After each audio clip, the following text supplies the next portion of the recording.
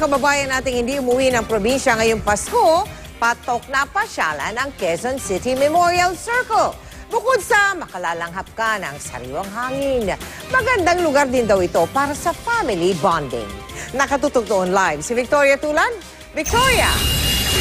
Well, ngayong Pasko, isa nga rin sa mga patok na pasyalan itong Quezon City Memorial Circle. Pero dahil sa rami ng mga tao, Mel, ay medyo mahirap na ang makapasok dito. Gayunman, habang lumalalim ang gabi, ay lalo pa rin nadaragdagan ang mga namamasyal.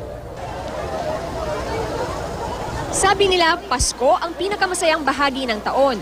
Kaya ngayong araw, mga ngiti ang namumutawi sa labi ng mga namamasyal sa Quezon City Memorial Circle. 24 oras na bukas ang circle at maaga pa lang, dagsana ang mga tao.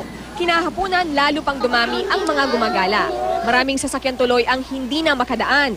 Ang magkakaibigang ito na kung tawagin ang sarili ay tropang libis, diretso pasyal pagkatapos mamasko.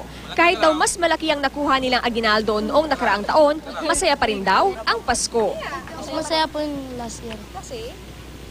Marami po nagbibigay. Hindi nung po ngayon namin nagtatago eh. So anong balak nyo sa napamaskuhan nyo?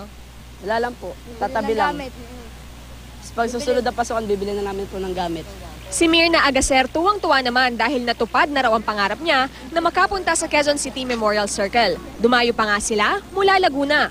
Kasi first time ko pumunta dito, gusto kong makita si tower. Sa halip na mag-mall, mas gusto na raw ng maraming pamilya na mag-picnic sa circle para sa family bonding. Bukod kasi sa parke, marami pang atraksyon dito. Nariyan ang bazaar para sa mga mamimili pa ng regalo at ang paborito ng mga bata na iba't ibang rides sa Circle of Fun, gaya na lang ng roller coaster at carousel. Samot-sari rin ang mga makakainan. Namasko na po kami kahapon. Masaya ho dito. Napakaraming tao. Saka wala naman pong bayad.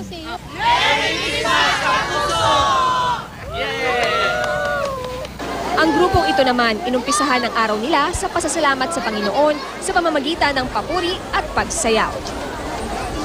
Mel, gaya sa Luneta, isa rin sa mga dinarayo dito sa Quezon Memorial Circle ang Dancing Fountain Show. At kahit pa naging panaka-naka ang pag-ulan kanina, kita nyo naman hindi nagpatinag ang mga namamasyal at hanggang ngayon nga, Mel, ay marami pa ring tao rito. At mula rito sa Quezon Memorial Circle, bumabati kami sa inyo ng isang maligayang Pasko. Teka muna, Victoria, hanggang anong oras dyan?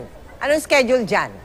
Mel, ang magandang balita, mula ngayon hanggang January 4 ay 24 oras ang operasyon dito sa Quezon Memorial Circle. Kaya naman hanggang maaga hanggang ngayon ay maaari pa rin pumunta ang ating mga kapuso. At sa mga susunod na araw, Mel, ay talagang mag-e-enjoy pa ang mga pamilya. Mel? Merry Christmas, Victoria Tulan!